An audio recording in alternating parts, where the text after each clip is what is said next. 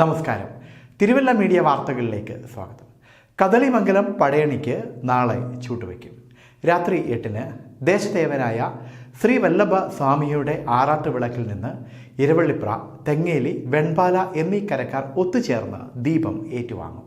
താലപ്പൊലി, ചെണ്ടമേളം, കരകം തുടങ്ങിയ വാദ്യമേളങ്ങളുടെ അകമ്പടിയോടുകൂടി ഘോഷയാത്രയായി തുകലശ്ശേരി ശ്രീരാമകൃഷ്ണ ആശ്രമം ചിറപ്പാട് കലുങ്കുവഴി ക്ഷേത്രത്തിൽ എത്തിച്ചേരും.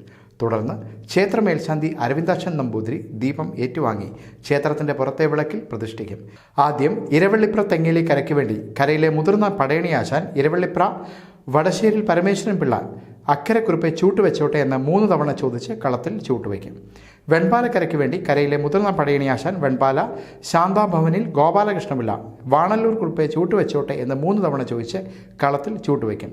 തുടർന്ന് കരക്കാർ ഒത്തുചേർന്ന് 3 പ്രാവശ്യം കൂകി വിളിച്ച് ക്ഷേത്രത്തിന് വലം വെച്ച് പിരിയും. 10-ാം നാൾ ചൂട്ടുപടയണി നടക്കും. 21-ന് എഴുതിത്തുള്ളൽ തുടങ്ങും. 30-ന് ഇരവള്ളിപ്ര തെങ്ങേലി കരക്കാരുടെ പകൽ പടയണി നടക്കും. 31-ന് വെൺപാലക്കാരുടെ പകൽ പടയണി നടക്കും. ഏപ്രിൽ 1-ന് മീനഭരണ ദിനത്തിൽ ക്ഷേത്രത്തിൽ നടക്കുന്ന ആചാര അനുഷ്ഠാനങ്ങളോടെ മധ്യ തിരുവിതാംകൂറിലെ തന്നെ ഏറ്റവും ദൈർഘ്യമേറിയ പടയണിയായ കദളിമംഗലം പടയണിക്ക് സമാപനം ആകും. News desk, Thiruvalla media.